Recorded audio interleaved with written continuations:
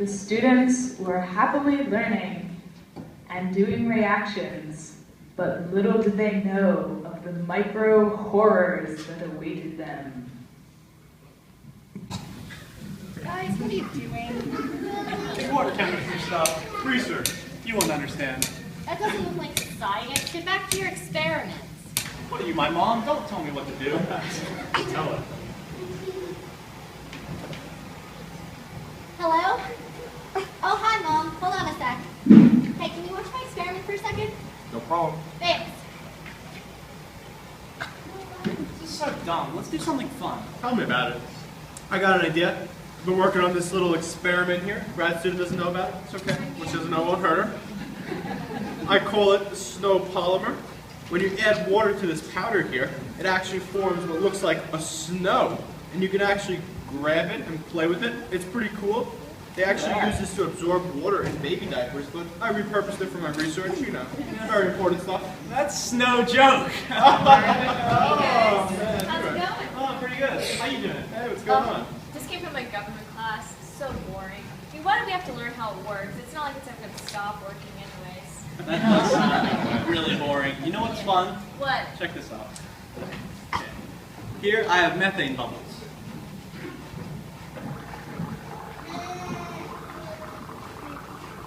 What's going to happen? Oh, you'll see.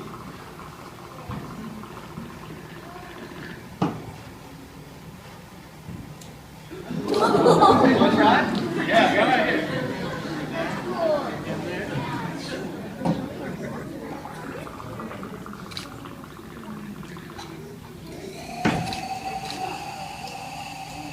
Guys, is that Whoa! is that supposed to be happening? You better take a step back. That doesn't look good. Yeah. Yeah. Should we go get that grad student? You know, it looks like it's over. I think it's just a little bit of I'd step smoke. back. I wouldn't read that stuff. You know, you're right. You know, we're going to leave for chemistry class. Wait, you're gonna leave me. Have fun What? cleaning up. Yeah, we'll see you later. What are you supposed Bye. to do? We have to get that grad student. Where'd she go? Oh. Where is she? Oh, here she goes. Oh, We What didn't touch anything. happened? I swear. How did that happen? We Everybody didn't do back that. up, It was back just- up. We gotta isolate this room. Wait, it's that bad. What's going on? The bacteria I was working with mutated. That's an airborne pathogen now. We have to call the Center for Disease Control. The CDC? It's that serious? Afraid so, Joe. The name's Chris. Whatever. Hello. I'm here at the Pennsylvania State University in Dr. Tyler Floyd's lab, and we have an airborne pathogen that just got released. Yes, it should be contained to this lab. No, only 2 students exposed. Okay. Thank you. Happy Halloween to you too. Good thing we were the only ones. Right. That's great. Since you guys just had your midterm, I decided that we're going to do something fun. So I have some demos planned for you guys. Sodium, when you burn it in the flame, will change the color of the flame to this yellowish-orange color. Different metal salts will change the flame to different colors. For instance, if you use barium, you get this apple green flame. Potassium gives this violet flame, and lithium gives a red flame. Now, I have some more demos planned for you guys, but I'm going to need some help. So can I have my volunteers that I talked to before class come on up? And Max, can you man the lights? I guess we did pass that midterm yesterday. Yeah, it was a hard one anyway.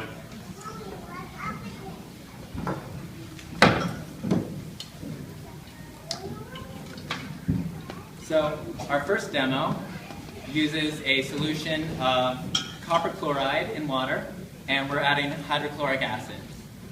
Whenever we add aluminum to this mixture, it will react, forming solid copper and hydrogen gas. This hydrogen gas will ignite. Can you get the lights?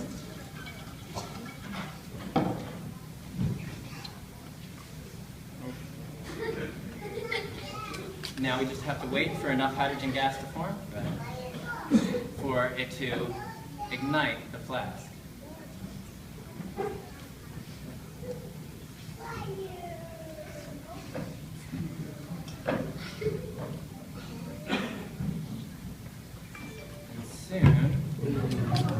we have this beautiful blue-green flame that comes from the copper that's in the solution.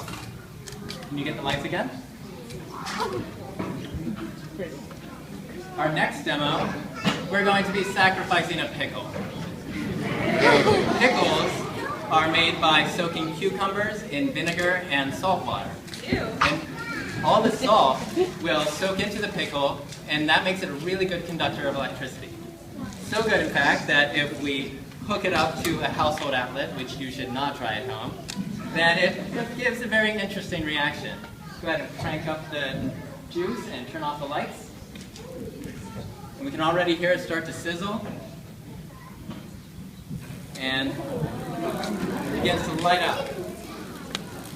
And that smells really bad, so we're gonna keep that. Can you get the lights again?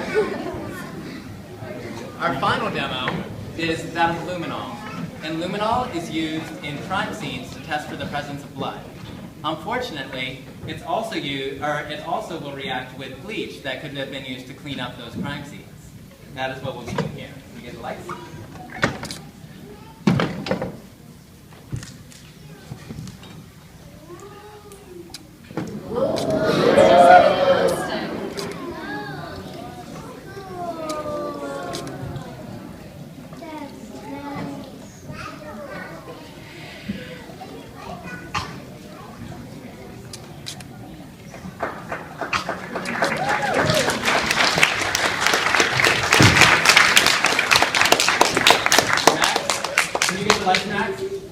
Max, someone get the lights. Max, are you okay? What happened to him? Hello, we're with the CDC. My assistants will be giving everybody a physical. Anyone who has been contaminated will have to stay, but anyone healthy is free to go. What are the symptoms? Coughing. Alright, you need to go. Sneezing. Bless you. You too. Fainting. Come on, man. Keep it together. And nausea. You don't have to come with me. How are you feeling? Look, I'm fine. I'm good, and I'm already late, so can I go? Yes, you are cleared to go. Oh, good. I won't be late for chemistry club. Oh, bye, guys. Feel better. You're fine. You're free to go. Thank you, ma'am. Now, tell me, where did this infection start? It appears it began in a, Dr. Tyler Foy's lab? That's my lab.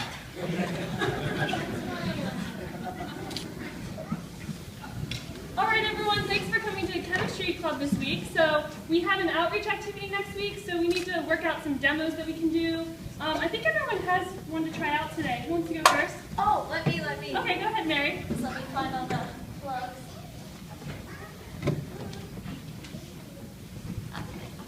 So I'm going to be doing the purple cabbage pH demo.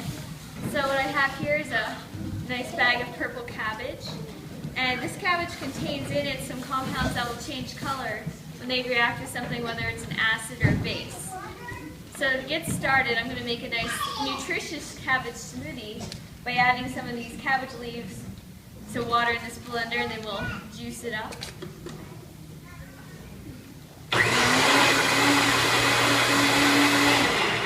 So there we go, so we can see it's nice and purple. So you can turn this on.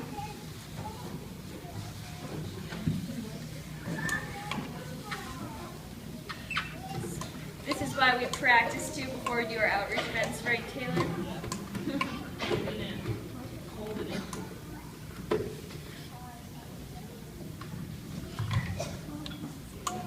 So I have this beaker that just contains water. So if I pour a little bit of this through a strainer, that way we don't get all the leaves in there. You can see it still stays a nice purple color, indicating that water is a neutral compound. So I also have some solutions here of some common household acids and bases you could find. So this is vinegar, which you can find in salad dressing. So it's going to act as our acid. So I'm going to pour a little bit of our indicator in and we can see what color it turns.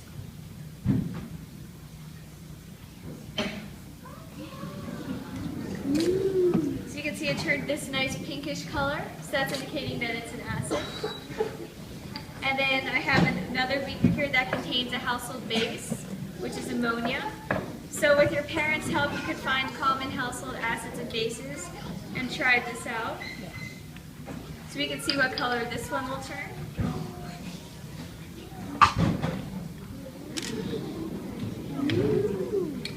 So you can see that one turned a nice green color. So we've got green for base, purple for neutral, and pink for acid. Wow, that's really cool, Mary. Okay, so Caroline, do you want to go next? Sure. I have a fun reaction.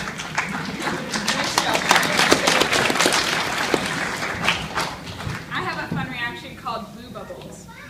So for my reaction, I'm going to pour some of this warm water into this jar. And then I'm going to put some dry ice in.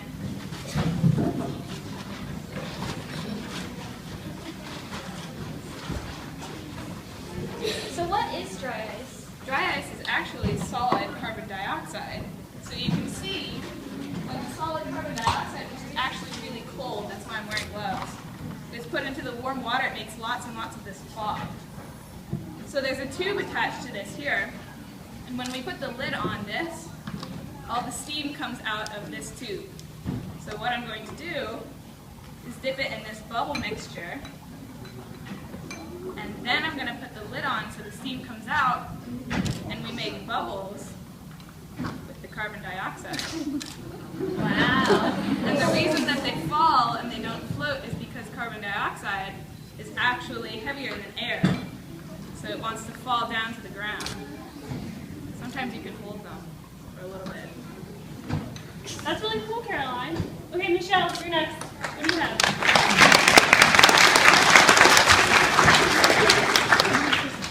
My demo is called Hot Ice. Here I have a beaker full of a solution of water and a salt called sodium acetate. And I made this by heating up the water to really high temperatures and then dissolving the salt in it, because at high temperatures it can dissolve more than it can at room temperature. So we call this a super saturated solution now that it cooled down.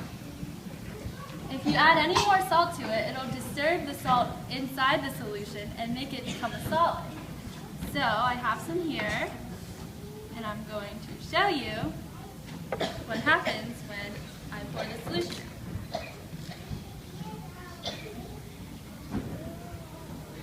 See how it's becoming a solid? And then you can make lots of cool shapes. Yeah, that's why it's called hot ice. So,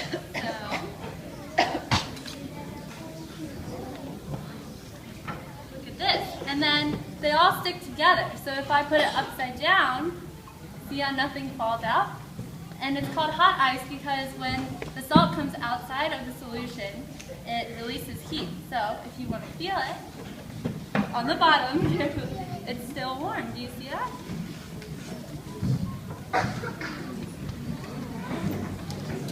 Wow, that's hot ice. Thanks, Michelle.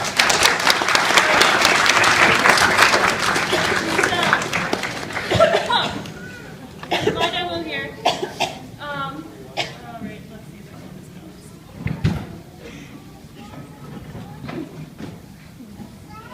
So what are you going to do, Taylor? Well, sounds like it's lovely. There we go. Love to show you. All right, so my demo. I'm going to be mixing baking soda, which is a base that you can find at home, and God bless you. Alright.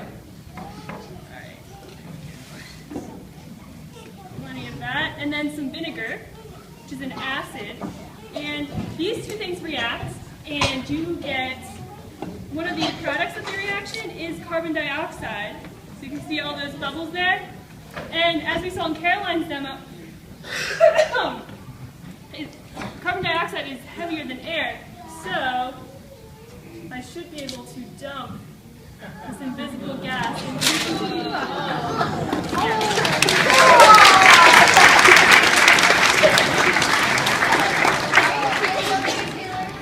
No, I'm really not. John, are you okay too, please? Oh no, I bet we're infected with that disease that's been going around. We better call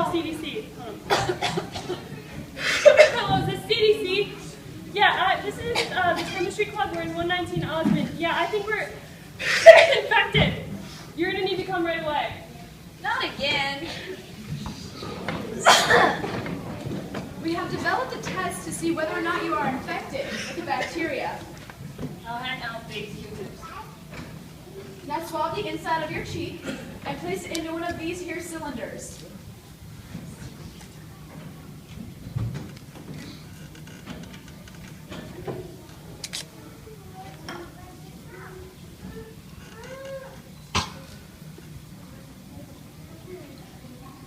Turn green. It means you're infected. You have to come with me. I don't have any symptoms. Test me.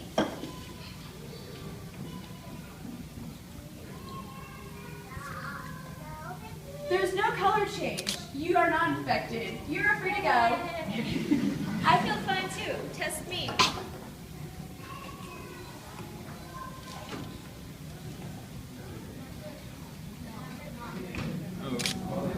This green color indicates that you are indeed infected. But I don't feel sick. How is that possible? You can still be a carrier for the bacteria, meaning you may not show any symptoms, but you're still spreading it to other people.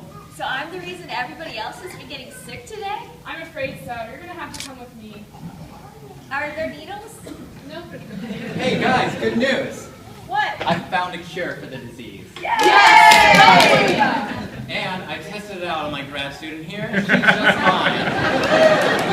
Let me show you how you make it. So, first we need to add a little of this. Can you do that? Well, I get the next ingredient.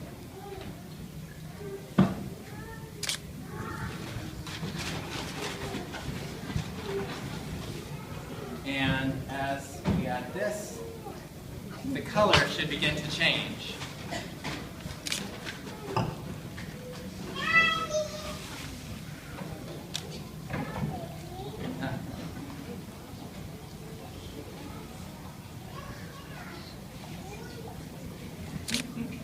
Slowly, the color will begin to change.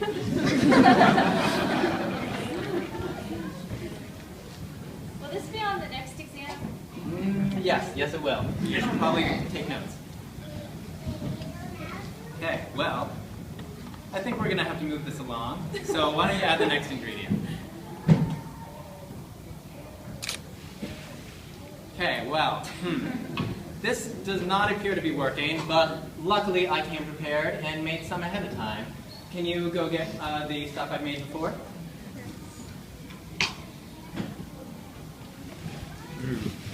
Here, thank you. Here's some antidote for anyone who is infected. There we go.